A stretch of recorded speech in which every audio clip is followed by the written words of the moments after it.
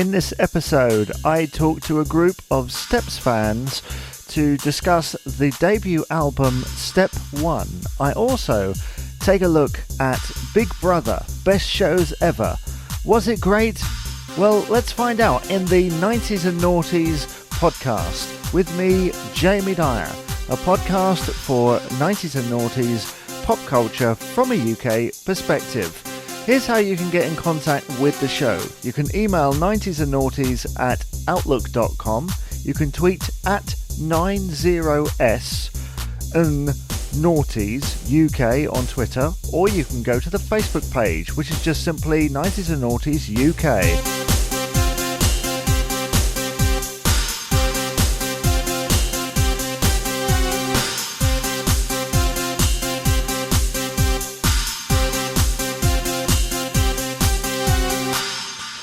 And breathe. Welcome to the podcast, and before we get started on this week's episode, I just wanted to say thank you very much for all the kind comments I received about the first one that I released last week. Now, if you didn't hear it, it was on the Renford Rejects, and we had an interview with Bill Homewood, and we also spoke to Tom Weller as well. And I have had some wonderful comments about it, and people really enthusiastic about that episode in particular and the podcast in general. Now, as I said last week, and I just want to reiterate it here, just in case you're tuning in expecting to hear the same, I always plan to return to the subject at a later stage, whatever the subject may be. So just because we've covered it doesn't mean that it's completely gone forever and never heard of again, because there's always different ways of looking at it, and there's so much to delve into. And certainly with the hour-long slot that I've got to do this, it wasn't long enough to cover that show for that length of time, as it would be for anything. There just isn't enough time. So yeah, we will return to that at a later stage. So on to this week's show. It's a slightly different format, and I thought when I was coming up with the idea of it like this. So I've spoken to people that were there that were working on these programs, the actors, the singers, that sort of thing. But what about the people that were watching those TV shows or buying those records? And so I came up with the idea of the 90s and Noughties Roundtable, which is simply this. I gather together a group of fans, either general pop fans or of a specific act or artist, and we discuss a certain element of their career. So today, I have gathered together a group of fans of the band Steps to discuss the album Step 1. Now, the people that we gathered together were absolutely wonderful, and you'll hear from them in a minute. And I realise that not every listener out there is going to be a Steps fan, but I was enthralled by it. I am a Steps fan myself, and I love, but I can appreciate at the same time that if you aren't a fan, this could still be, it's still interesting. It's always interesting hearing fandom at work. So yeah, that's the 90s and Noughties Roundtable. And before we get to that, later I will be having a look at Big Brother, Best Shows Ever, that recent E4 show presented by Rylan and Davina. Was it any good? And did it really show the real Big Brother? Well, you can either skip forward past the roundtable, which I advise you not to do, or you can listen through it and come back later for it. So, yeah, allow me now to introduce this roundtable. And if anyone's got any ideas for any future roundtables, then please do get in contact via the email, the Twitter, the Facebook, all the ways of getting in contact with us. Okay, so without further ado, let's have the first 90s and Noughties Roundtable. today I'm joined by several Steps fans to talk about their debut album, Step 1. Thank you to Gary, Chris, Paul and Sarah for joining us today. Gary, tell us how you got into Steps. I was about 2 and I went to visit family, and my nana, my mum's mum, put on 5, 6, 7, 8. She thought, oh, let's put that on for Gary. I'm sure he'll like it. And gradually, when I was about 3, 4, the Steps tour video, which was the next step tour video that came out, my mum came out and with me to get the video, and I watched it, and ever since I have been a Steps fan. After watching the live video, I thought, that's me hooked. I was 6 when Steps got together, and Steps is all I've known. Steps is all I've loved. I still love them now. I was 9 when I first went to the first ever concert. I went for my birthday. It was a birthday surprise from my mum. She hid the tickets for months in kitchen drawer, and I never knew all about it. But yeah, Steps have got me through some pretty dark moments in my life. If I've ever felt down, I just stick on an upbeat Steps song and I dance along and just forget all my worries. So I'm feeling a little bit ancient because I was at school. I was about 13 at the time, and how I got into Steps is my best friend, who's also called Chris, who was at school. We did music for GCSE, but we really couldn't be bothered to go to the classes, so we actually went to the music rooms, and he played this album. I went, "Who is this?" And he played the Steps album. I went, "Oh, this is amazing. Tell me more about it." And then he told me there was dance routines for each song, and then I was just hooked. So for the rest, I think for 2 years, where we were supposed to do music work, I was just in a music practice room dancing to all the Steps songs, and I've just been hooked ever since. Like we were saying before, it's, it gets you through bad times, good times, and I've been hooked and spent a lot of money on concerts and merchandise. Let's put it that way. But it got me hooked. So I was like Chris. I was 14, and I was a fan of Cotton Eye Joe. And then 5, 6, 7, 8 came out, and it's like, wow, this one's got a routine. Let's do this. And then it was the one song that I played over and over and over again, and Mum would be like, "Get that off! I'm fed up of hearing it. Get rid of it."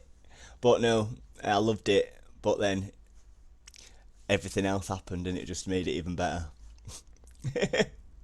But 5, 6, 7, 8 for me, it was amazing. Listening to Step 1, I don't know how many of you have listened to it in full quite recently. I'm sure very much so.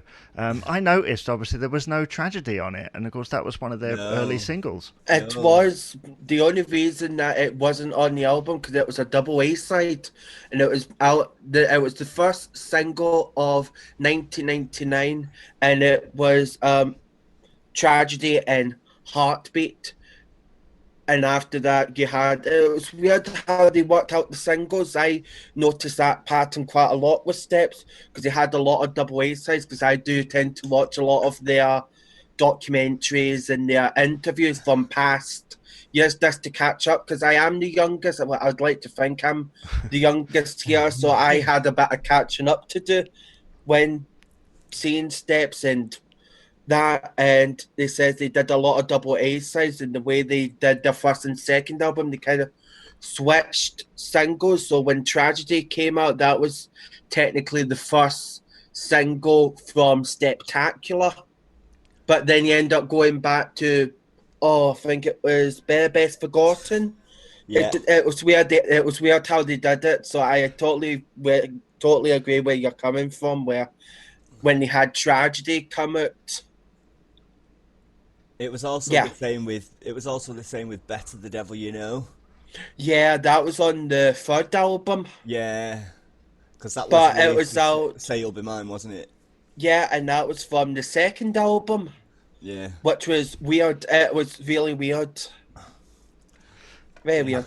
I think what was really interesting about Heartbeat Tragedy, because obviously, Tragedy wasn't on Step 1. It was on some versions around the world. They added it on. I think it was on Japan's, I believe. It was, I do believe it was on Japan's. Can't get the CD anywhere. I've looked up and down for it. Australia as Found well. it. Found it last year on eBay at Christmas, and I was like, I can't afford it. There were some fans just tried to like overcharge for things. I think it's very upsetting for fans that don't have the luxuries of going out and buying a Steps album. So it's good to see that we've got like so Spotify, Deezer, iTunes, and all that, and people can listen to the music more freely now. But others back, God, 10, 15, nearly 20 years ago, it was like CDs, cassettes, and trying to get them was quite a mission. Quite a mission. It is interesting with Heartbeat, because Heartbeat Tragedy, when Heartbeat, the single was supposed to come out, obviously they made a big push for Heartbeat. If you go back to the original advertising for it, it was posted Heartbeat, new single, featuring Tragedy, and they put a lot of money into the video. I mean, I don't think it's the best video they've ever done, but it was a lot of money. And Tragedy, obviously, the video for that, they had all of their families come along, so that was all the extras. So that was kind of more of a low budget. But it turned out, obviously, that Tragedy became the biggest song out of the two. And it was almost like, okay, by Heartbeat, this is Tragedy. And that's kind of what I think imploded them around the world even more than what they already were. Definitely. Like a US single. And I think everybody knows at the end of every concert, Tragedy's played. Apart from one concert, it's not happened. But it became the biggest song out of the two. And probably their biggest song. Quite possibly. I'd quite like to think it's their biggest song, but there may be some disagreements, because I actually do feel like the new music. I don't know if it's as strong as it's the back catalogue, but obviously you need to look to the future now for Steps. I think it complements the back catalogue. Yep, definitely. Yeah, the one thing I noticed, obviously, I don't remember any other bands doing this at the time, but the beginning of Step 1, they have that step tro on the UK version. Loved it. I was thinking that yesterday. The only album I had with an intro on back in the day was TLC's Crazy Sexy Cool, and that was something completely different to what Steps are or were back then. I mean, well, ever will be, but it was the only other one I had an intro on an album to, and I found it quite strange. And then it was what it was, and it led to Last Thing on My Mind, which was brilliant.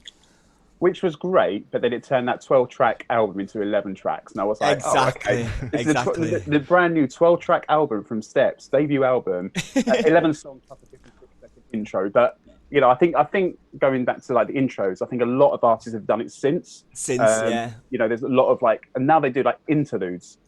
So I'd like to say that Steps started it. There we go. Yeah, absolutely. Sarah, what's your favourite track on that first album? I like the more obscure ones, so I like Love You More. I really love that track. It should have been a single. Should have been a single. Yeah, definitely. Should have been a single. H has been saying it for years. He's been saying it for years. He wished it was a single back when they had it out. They need to release it now.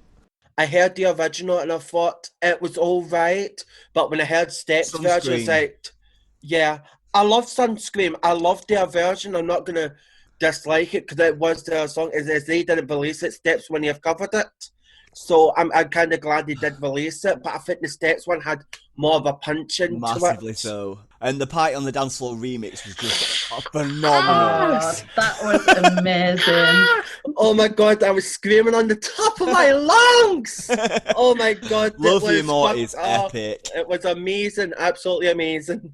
I just didn't want it to end though, because obviously they did it as part of the medley, and I was like, no, let's have the full remastered version, the remix version. But I'm glad you picked Love You More, because I would absolutely agree with you. Fire. That remix was fire. Because they mixed it in with Love You More, You'll Be Sorry, and correct me if I'm wrong, Love's Got a Hold of My Heart. And After the Love Is Gone, yeah. Love Is Gone, yeah.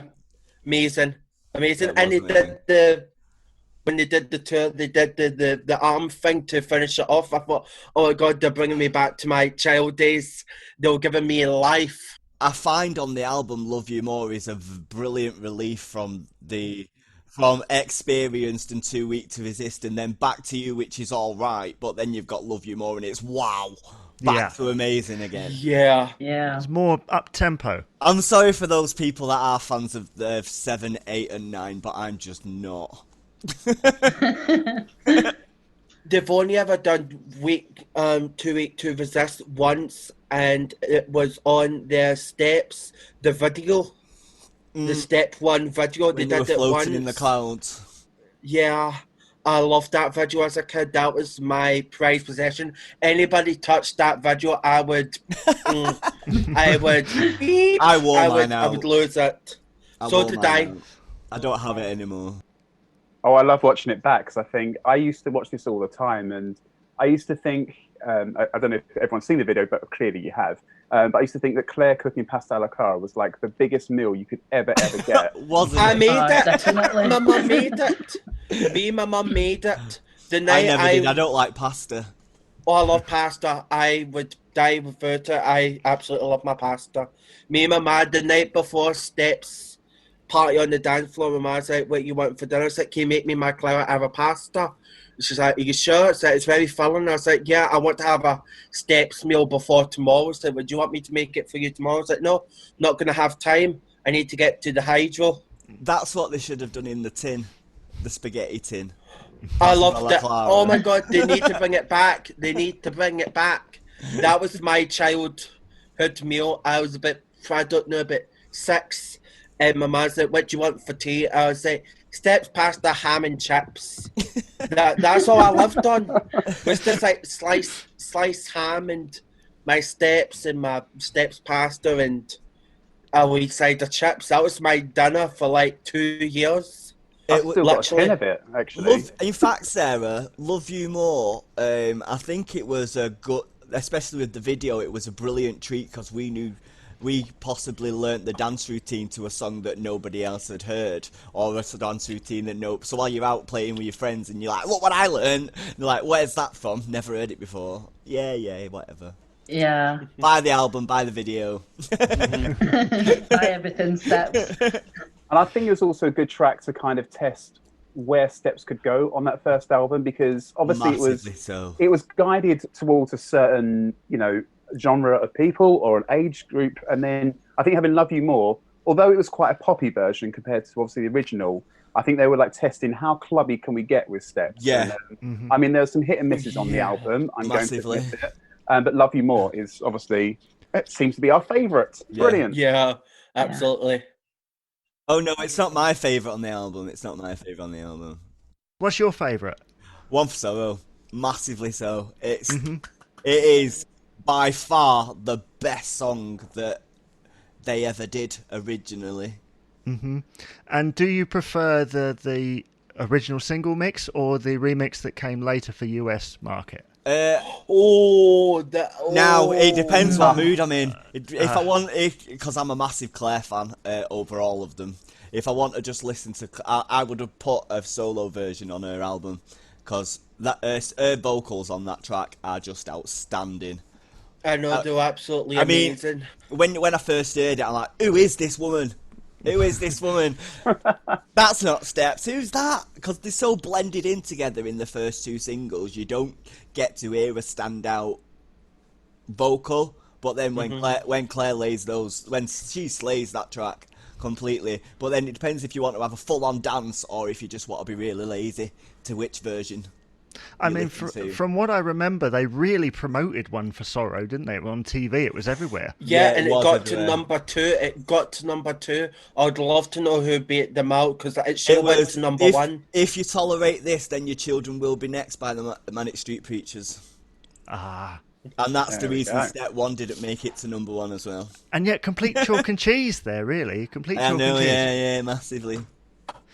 Yeah, because that really was the era where more pop music was kind of coming in, and it was a lot more manufactured, some people would say, but it was, was pretty good. We've talked about the music. What do we think of the cover? Does the cover catch your eye? Back in the day, it was exciting.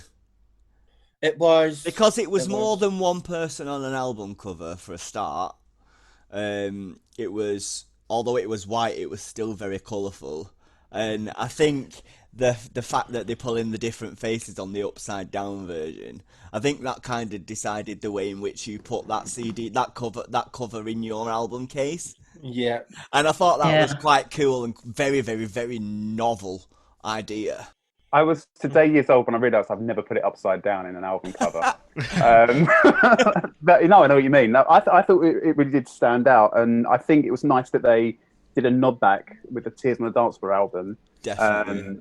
As they mentioned, they're in a different order, but we'll skip past that. It's nice that they've kind of taken it back to go forward, and I think that's what. As soon as Steps fans or anyone saw the Tears on the Dance Floor album cover, we thought, oh, you thought Step One. That's such a good nod back. So yeah, I like the album cover. Yeah, it's very recognisable. You can, if you go through a charity shop, I don't know if anybody does, it's literally there and you're like, yeah, that's a Steps album, before you don't even have to look at anything else. Steps in a charity shop?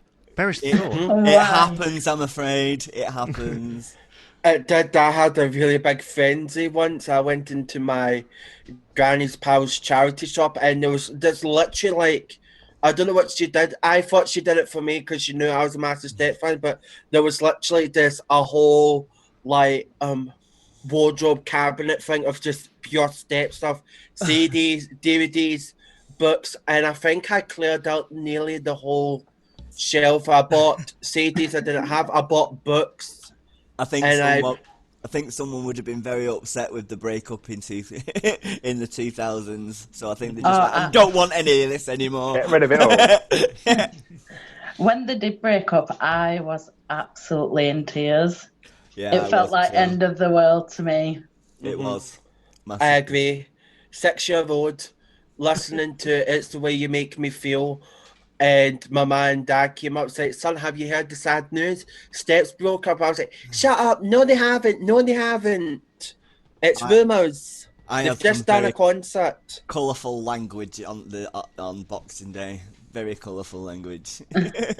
See, mine went on for quite a while because obviously it was upsetting when they split up. And then obviously later that year they released The Last Dance and they had the overture. Loved it. And I was at college at the time doing performing arts, so you can imagine how dramatic we were as a group of 20. And I remember coming in and they played this overture from the album and they just all remained quiet whilst I sat down. It was hilarious. Amazing. They were like, Chris, are you okay? And I'm like, I will get over it soon. Just give me some time. But it was. No, because I was a wee bit crushed. Christmas came. And my mum got me the Steps Buzz video because that came out and it was weird. That came out and then I got the Steps Gold album for Christmas. Then the year after that, they did the Steps Gold tour and my mum was like, oh son, Merry Christmas. I got you the new Steps album, which was The Last Dance. And then the next morning I found out they broke up. I said, no, they haven't. They haven't.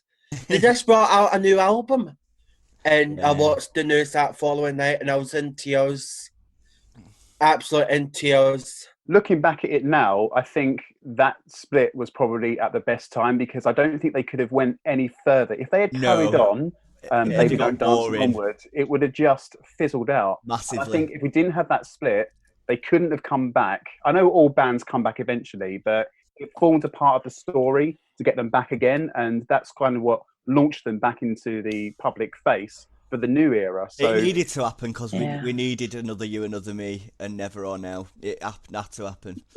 We needed those. There were a lot of bands in that era that split up. I think it was just kind of the changing tides musically. Massively so, yeah. I'm loving this conversation, by the way, the back and forth. The fact is, I mean, we should let the listeners know really that none of you have ever met before. Never. No, never. No, never met. And yet you're completely, you're talking as though you've all known each other for years because Steps is quite a family. Yeah. It is. Yeah. It is.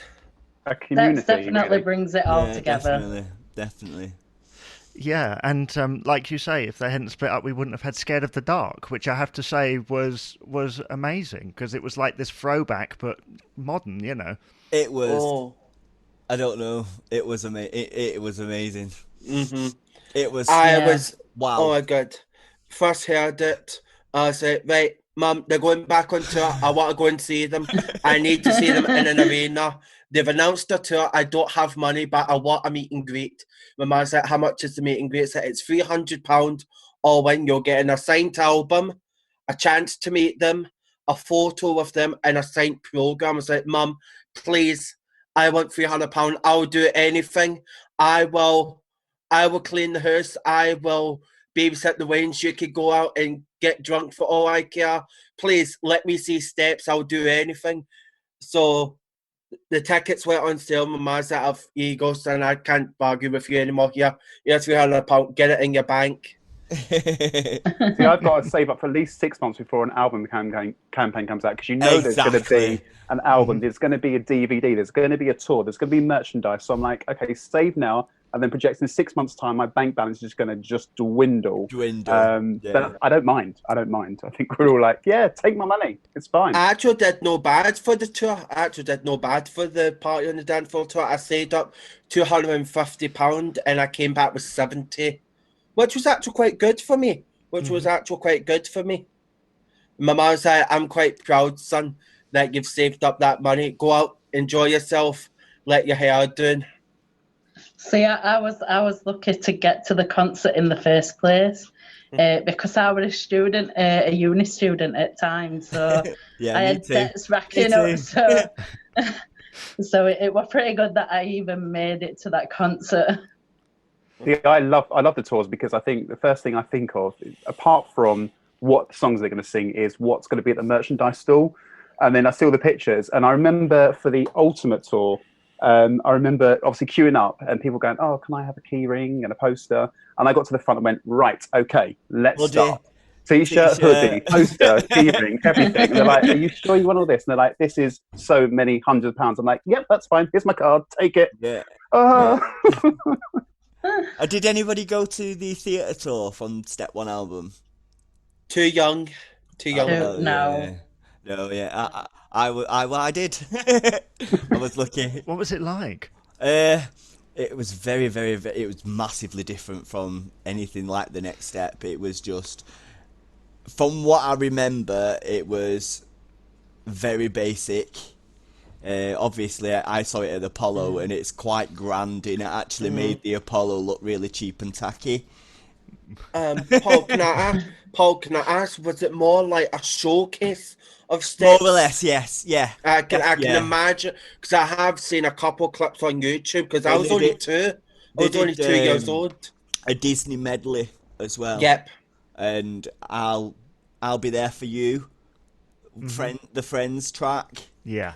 Oh. It was quite fun. I think a lot of pop bands sort of do sort of medleys and covers. It's certainly become more of a thing now. Yeah. They've got such a huge back catalogue. How do you decide which tracks you're actually going to perform? I know. Which is great in those now. 2 hours, yeah. But back in the day, probably when they did that, because I didn't go to see that first tour, because obviously I was still getting, a fay with them and kind of knowing about them. And when I did see the tracks, I thought, oh, okay, so they're putting that in to kind of reach out to that demographic. They're putting that in. They've left out track 7 off the album. Brilliant. See, I am a fan of track 7. Experienced. I am a fan, but I think it's because H is singing it that it's track 7. But what I feel missing is the only time you hear Lee on the album is in 5, 6, 7, 8. You don't hear him anywhere else. He's so blended far back in the background. Why couldn't he have sung any of those 2 songs? See, my issue with Experienced, I can't believe I just said the song title. I always call it track 7. But obviously, I was saying earlier on about, what that album, who's it going out to? What is the audience? And I think Step songs over time, they've mentioned it. The lyrics are very bittersweet, but with obviously a club track in it. Yeah. Experience is just so blatant as what the message is. And as if you were 2 years old, if you were 5, 8, 13, whatever age, it's just the wrong song to put on that album. And there's been so many other better songs to be chosen for H if he was going to have that solo song on there. Then that one, it's just the wrong message, I think. And that's why I can't. It goes track 6 to track 9. I get it, because I was listening to the album with my wife the other day, and that track came on, and she was like, "These lyrics, what is that about?" Considering it was predominantly kids that were listening to this music. I listen to it. I do listen to it more now as an adult who's married to a woman 10 years older than me. I do listen to it now. I don't skip it now. But back in the day, from after This Heart Will Love Again, it's the album just got a bit for me. I don't know about anybody else. And then on back to You comes on. Claire sounds like she's got cold. And then Love You More comes on, and it's like, okay, back again.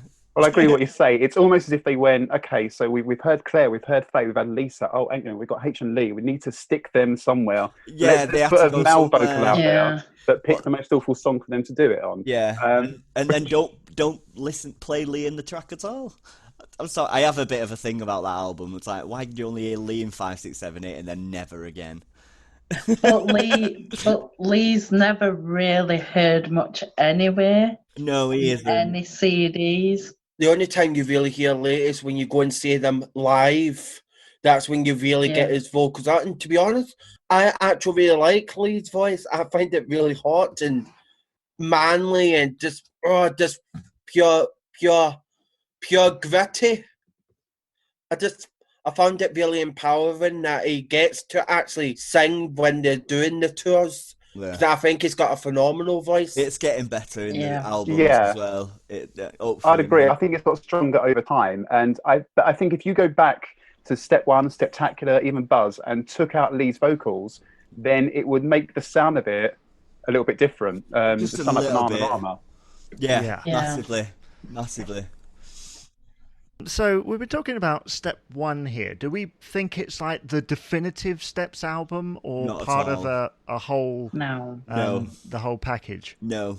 If we are going to talk about the whole package, I think when Steptacular came out, I think that's when they kind of like, oh my god, this is the next big thing. Where are they going to go next? Kind of thing. But I think with Step 1, I think that was just the base of what they could be and what they are now. Yeah. Just look at what we're thinking about doing. Yeah, I think Yeah. Steptacular there was like the big launch. There was so many singles. In fact, I thought, how many more singles are they going to release Couldn't they from get one out album? this album? But I they were thought all that. fantastic, and I think Steptacular really was the album of Steps. I like to call it Phase 1, Yeah. because, like you say, Step 1 was an introduction to Steps. Steptacular was what they were about, and then Buzz got a little bit too experimental, a little bit far-fetched in times. So I think that was kind of the highlight. I wouldn't change a thing about Buzz. I love Buzz. Absolutely love But it. like you say, it was experimental, massively so. But I wouldn't change it anyway. No. Oh, because it was a At all. lot more clubby. It was a lot more clubby, the Buzz album. The instrumentals were a lot experimental and grown up. It moved it completely away from the PWL of Step 1, but also kept that what Steps were about kind of thing, but how far can we push it in a different direction for what would have been after the greatest hits a whole new phase. Well, I love it because every time like a band brings out a new album, especially like a pop group like Steps, it's always, yes, this album's going to sound more grown up, more mature. And, I think we got that from Buzz. It's like, yeah, but you're still Steps in yourself. You're still going to have a dance routine. Okay, you've moved away from all the colours, maybe. Yeah, but you're still Steps that we all know. Yeah. I think Buzz would have been better as a now album. No, really? Kept the cheesiness like in the 90s, and Buzz, because it was more grown up. Yeah, but the 2000s, they were grown up, weren't they? I mean, A1 grew beards, and Boyzone got dreads, and Take That were no more, but they were all scraggily looking at the early you know what I mean? I think they needed to have that grown up album to appear to the teenagers, to keep the fans that were there from the earlier years. Yeah. Do you know what I mean? Yeah. You had like the like Backstreet Boys, like you said, and NSYNC, and that was kind of the sounds that I felt Buzz was going towards. But Yeah, definitely. still, at that time, Steps were unique in the fact that they were the only biggest boy-girl group around. So they're kind of trying to stick in with that side, but also sticking out as being different. It was quite strange. But I love the album. I'm not saying I don't like the album. I think Steptacular was stronger, But Buzz was definitely a little bit of a departure, I think, away from what they had been. And what we knew him as. It weren't that as I thought as well. I mean, I feel about it now that they were compared to S Club 7 a lot back in the day. Yeah. It was Steps Yeah. and S Club 7. For me, it was either Steps or S Club 7. I can't stand S Club 7. They drive me insane. But I think back in the day there was that thing, and with S Club 7 being so cheesy and constant in cheese, I feel like Steps had to try and move away from that comparison to stop that. And by Buzz, there was no, I felt there was no more S Club 6. Well, it was S Club 6 then, wasn't it? I think. I think Paul do you know left. what I mean? Yeah. But then, I feel like they needed to have that album that would break them away from what S Club 7 were continuing to be. McDonald's kiddie party music. Sorry, that was my job at the time. I actually had the McDonald's birthday party. It was absolutely amazing. I think it was for my 10th birthday. I had the McDonald's party and I had all my primary school pals. It was quite fun. That's quite funny actually, because we got an album as a party entertainer for McDonald's. We got a Tweenies album, and Lee, we're gonna have a party. Was on it. I actually Friends have it. forever. I actually have it somewhere because I kept it as Oh my part God. of my job history. But yeah, I think I Paul, still you're have my the new album. friend. Paul, you're my new friend. Tweenies Friends Forever album was probably it was quite good. The album. It was quite funny. It wasn't when you'd heard it so many times, because I used to do, like, I worked in 5 restaurants at the time, just doing kids' parties in a weekend, so it was like 15 times a week just listening to the Tweenies album. I'm out. Sorry. Yeah. I think It's actually quite funny you mention that, because my first ever concert was the Tweenies as a kid, and they actually did that song live. They did that and Tragedy. They actually performed Tragedy. It was quite funny. I mean, I wasn't lucky enough to see this. I don't know whether I can't. I'm glad I can remember Steps doing Tragedy, not the Tweenies. Let's just put it that way. Let's not scar those thoughts, but I'm sure it was wonderful. It was. Yeah, we'll draw it to a close, but first, from each of you, from this Step 1 album, which track, like, if you had to recommend a track from it, which one would you recommend? Other than a single? Just any track off the album, regardless of if it was a single or not. Love You More. I second that. Love you more. I've heard that. And I'm going to go all in. Yeah, Love You More, definitely. Yeah, definitely. Well, there we are. We've definitely decided the best track on that album is Love You More. Fantastic. Yeah. Well, thank you guys for talking today. It's been amazing. I know I've just kind of sat back and watched the fandom at large. I find it amazing seeing the recognition of fandom. It's amazing, isn't it? Definitely. Yeah, Once you get us started, we don't stop. I think we all are in agreement to everything, and I think the great thing is because we've all been on a journey. No matter where you joined the Steps fandom, whether you were a baby when they first come out, or whatever age, you kind of catch up, and then you kind of can talk about everything, and it doesn't matter how old you are, you can just enjoy the music and talk about it. And so that's why when you're doing a little podcast with Steps fans, then we've definitely got a lot to say. Yeah. Definitely. And the one thing I've learned is that next time I need to bring an S Club 7 fan into the mix. No. No. Oh, bring it on. Steps fans will win. Of course they will. I don't even think I know an S Club 7 fan these days. You know what? Whenever I ask like people on Facebook and things, are you Steps or S Club 7?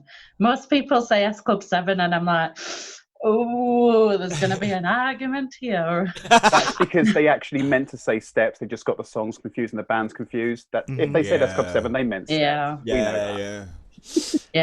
Everybody on Facebook knows I'm a huge Steps fan. So, do you remember when you first got the album? Yes. Yeah. No. Do you not? Oh God, it was amazing, because I feel you had those 2 extra songs, didn't you? When all of it were released. Do you know, when the album released, you had all these songs to learn. What's going to be a single? And I thought that was exciting, because when One for Sorrow came out, and then the album, and then it was Heartbeat Tragedy, wasn't it? Yes. Yeah. So then you had Heartbeat to Learn and Better Best Forgotten, but I always thought that Back to You and Love You More would have been those follow-up singles from One for Sorrow. And listening to the album for the first time, it was like, oh, what's this? This is amazing! It's amazing! It's amazing! You're just getting more and more excited, and I even I think got excited back in the day to 7, 8, and 9, but not anymore. I do skip those now. The love has gone for tracks 7, 8, and 9. Yeah, I remember I got the album because I was doing a paper round at the time because I'm that old now. And I remember saving up the money for my paper round and going out and getting the album one week and the video that we mentioned earlier on the next week. And I remember listening to Step One and going, oh, this is amazing. This is amazing. What's this song about? Track 7. Move on from that. And then Stay With Me is a lovely song to finish it. Yeah. Headphones on in your CD, so it's not skipping. Well, I've got newspapers in my bag, but love it. I used to love that. Yeah, I think I got the album. I think it was like a hand-me-down from my sister. I think my sister was the fan, and it wasn't until a few years afterwards that suddenly you go, actually, this is speaking to me. Actually, didn't get the CD till late on in life. The first time I got Step One was the cassette. I was 3, and I was about 3, and my ma got the cassette. I feel so old. My ma actually got they had all like single faces, so I got Claire because she was my favourite as a kid. But as Steps kind of gradually came to an end, I kind of found it that Faye was actually my favourite towards the end. Lisa's always been my favourite. The way I see it, I think Claire's got the voice that stands out. I think we can all agree with that. Faye's got the also a strong voice, but it complements Claire so well. Lisa's really very good, and I love Lisa to bits, but she's very good for the middle bits and the bridge parts, and also for her wonderful smiling towards camera that she does in every single video. It's exactly the same, but I think it's every one of them make up the element. There wouldn't be Steps without any of them. That's right. Oh no, definitely not. I'm not a Lisa fan at all. I appreciate Lisa in Steps. I've never listened to Never or Now. I'm sorry, but I was never a fan of Lisa. She always used to be too in your face for me. She tried too hard, I felt. Yeah, very much so. She tried. I think she was trying to fit into the other girls because Claire got all the attention and Faye complimented Claire. So Lisa needed that to fit in a bit more. And it used to drive me insane, I'm afraid. So I never missed Lisa when Steps broke up, but I never listened to Never or Now. I only heard lately. I mean, back in the day, I remember hearing it, but not really paying attention to it because it was Lisa. Because I never found her interesting like the others. I don't know what it was. I think if she got more of a look in, like more solos than Claire and Faye, I think people would like her more. It's not that I don't like her. I'm just not a fan of. I'm not even a fan of her voice, to be honest. But it wouldn't be Steps without Lisa Scott Lee. That's my opinion. I'm sorry. No, it's a good opinion. I think her singles probably would have been a bit bigger if people didn't class her as Lisa from Steps, because she went for a new image.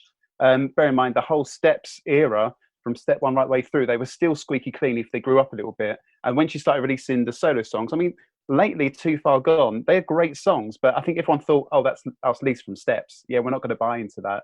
And I think it's hard to shake off that persona that they had. And obviously that break in between, Gold and coming back for the reunion in 2012, I think they needed that to kind of find themselves. And then when they came back the second time round, it's almost as if it doesn't matter what persona we are. We are a product. We are a package. We are Steps. And if you like us, great. If you don't like us, we're still here. Yeah, exactly. Yeah. Exactly.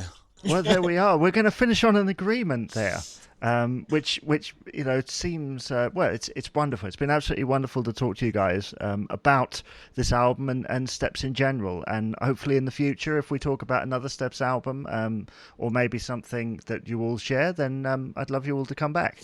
Yeah, definitely. Yeah, definitely. Brilliant. Absolutely. Yeah, no worries. Thank you. It's been fun. Thank you. Thank you once again to the participants of the very first 90s and Noughties Roundtable. And I had my doubts before I set everything up about whether it was going to work.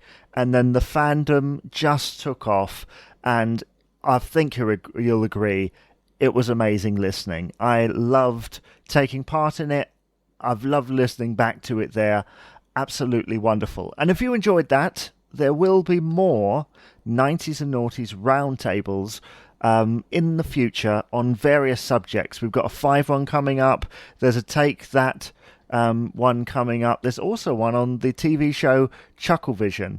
And if you've got any suggestions, or maybe there's a group of you and you'd like to get together with me via Zoom and discuss whatever it is to do with the 90s and Noughties, then please do email 90esandnoughties@outlook.com. That's 90esandnoughties@outlook.com.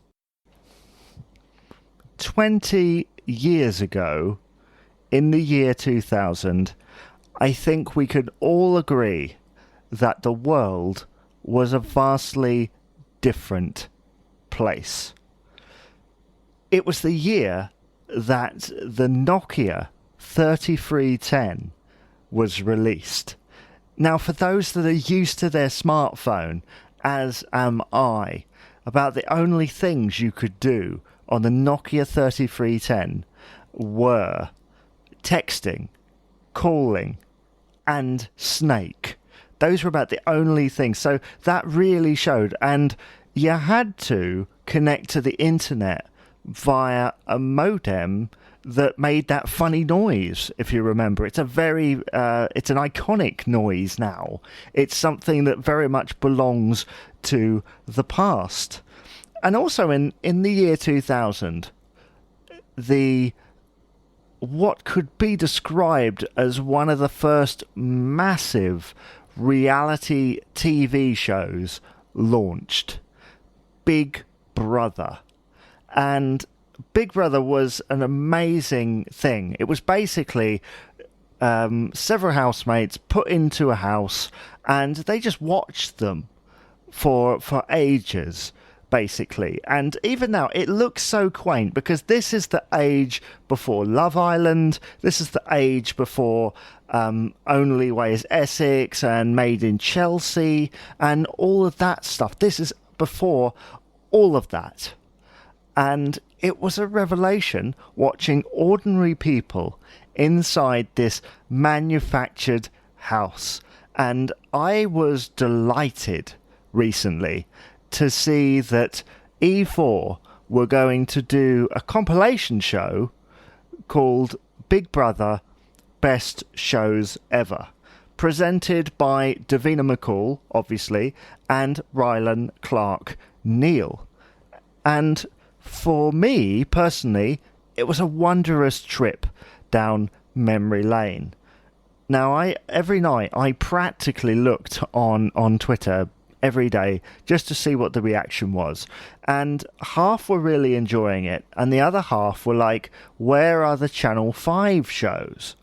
Now, it's important to note that they put it on there, I think, because of the current pandemic situation. They need fillers for stuff because things aren't being made, and it's quite easy to do like compilation shows. We've seen it with sports and and the like, because events haven't been on, so they've played things from previous years.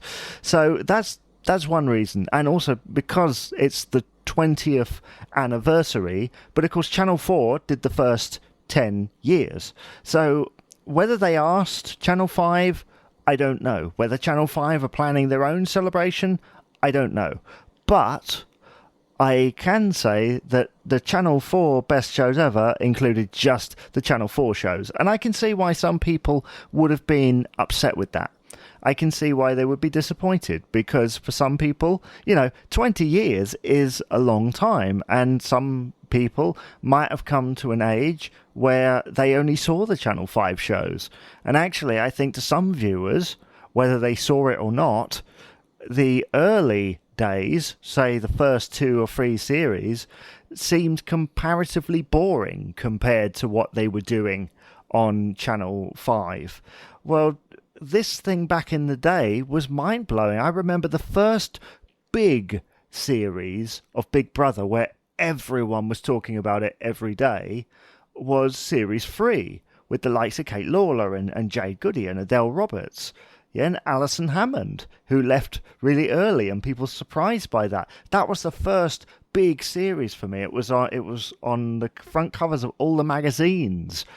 They were sort of all celebrities in their own right. This was the first time I'd ever really seen it. Sure, some of the contestants from earlier series, the first 2, have gained a significant amount of fame. Nasty Nick, of course, but I think it's fair to say for different reasons. I mean, seeing that unveiling of Nasty Nick, as we'll call him, and as he was called back in the day, on the Best Shows Ever, the show from Series 1, they quite rightly said this was the episode that put him on the map, that wondrous, low-key confrontation that seemed like actual human emotion, humans talking to each other and confronting, and no shouting, no screaming, no theatrics, just low-key, letting everybody talk, discussion. And 20 years on, it's very quaint, compared to some of the stuff that they're getting away with now. It is extremely quaint, but it really put it on the map. And I realised that some argued that shouldn't have really been in the Best Shows Ever. But the thing is, everybody's got their own opinion. A show that is spread over several months at a time, sometimes twice a year, there were so many series, so many episodes, that it was impossible in a 2-week period to have every great episode. I mean, I would make the argument that they perhaps had too many celebrity episodes. There were too many. It was nice to see George Galloway be the cat once more. That is a classic moment. But was it relevant for Best Shows Ever? I'd also argue that some of the selections, however they were chosen, really, whether legal or personal choice or whatever, I would argue that they were just based on one particular moment. But I think Big Brother was like that. There were so many episodes, and the way that it kind of worked, there was always sort of one moment per episode that was great. And occasionally you got 2 or 3 or just minor ones.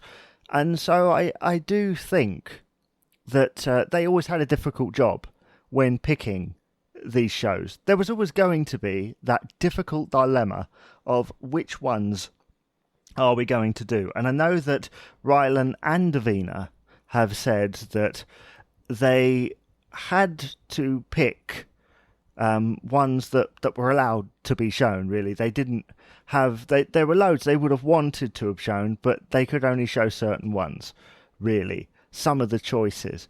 I would have been interested to know the ones they couldn't show and why, because obviously we have to think that this is a 20-year period we're talking about, and even up to 10 years ago, there's some stuff in those episodes that just wouldn't fly today. And I did notice there were some edits going on, and there was going to be, whether that was because of maybe lack of relevance in a one-time out-of-context deal, or perhaps something was said that isn't great by today's standards, or maybe they just wanted to cut because they wanted more time to chat to a guest, which was also interesting. It was interesting to catch up with all those housemates from yesteryear, some of the really memorable ones. And of course, watching these shows, you see people that you completely forgot about over the years. I mean, I watched Big Brother most series. I think there was maybe a couple in the middle that I missed, but I saw most, and I was a fan. And I do believe that it probably wouldn't work now. I think we can agree that, can't we? I mean, it was wonderful. It was great to see the show as it was then, 10, 15, 20 years ago, before the whole culture just absolutely exploded into the stratosphere. And now it's kind of morphed in, it's morphed into something else. And I think Big Brother is a little bit of a relic from yesteryear. And I realise this podcast is all about reminiscing about yesteryear, but I think we can agree that there are some things that perhaps don't stand up to the test of time. Certainly not if you tried to make it now. It was great because it was then, and it was that moment in time. I'd completely forgotten about the Helen and Paul love affair of Series 2. There are elements of that now that would be deemed unacceptable. She would be trolled for various things. But then it was a completely different matter. You know, it was, I don't know whether you could say it was a more innocent age or what it was, but I just found the whole thing utterly fascinating. What did you think? Were you a fan of Big Brother back in the day? Were you a fan? Did you have a favourite housemate? And was there an episode where you remember, not necessarily from the compilations that have just played out, but from back in the day where more than one great thing happened? And lastly, did you enjoy Big Brother Best Shows Ever with Rylan and Davina? Did it live up to your hopes? Did you think, like me, that it was nice to just relive something that actually isn't coming back? Not really, not in the same way as it did then. Yeah. I realise I've gone over a very long, rambly trail here, but this is because I want to take some time to kind of appreciate some stuff just by myself, really, as well as the roundtables. And if you've got any subjects or anything you'd like me to review, then please do get in contact with me, and I'll take a look, because I didn't see everything back in the day, you know, so there might be something you're introducing me to that's right now. You know, so that's right now for me, that's brand new. So yeah, that was Big Brother Best Shows Ever, and if I was to give it a rating, I would say personally 4 out of 5. I personally enjoyed the nostalgic trip down memory lane, and hopefully you did as well. So before we end this episode of the 90s and Noughties podcast, I thought that I would lay out what's ahead in the coming weeks. So next week, on the next edition, I will be talking to Simon Parkin about his years working at Children's BBC during the broom cupboard era and all the things that he's done since. And then after that, I'm talking to Guy Lambert, former TV producer, about his years working at CBBC in the mid-2000s. And that's next week. And then the week after will be a roundtable. And I'm not sure which one it is yet, because I have recorded several in advance, and depending on what happens, I don't like to choose too far ahead. I did advertise in advance which one it was, but we'll have to see what happens, because at the moment we're kind of, the podcast is evolving based on what happens over the next few weeks. So please do keep an eye on that, and keep in contact with the podcast as well. Yeah.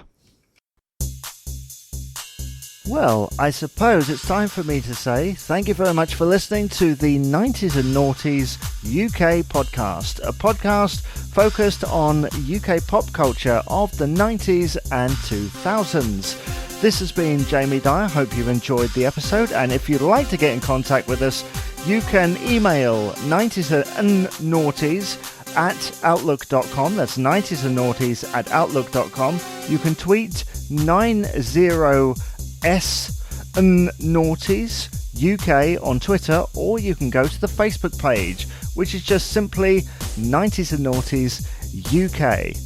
Yes, indeed. Suggest subjects for further roundtables, further subjects, and more. This is Jamie Dyer. Thank you once again, and bye-bye for now.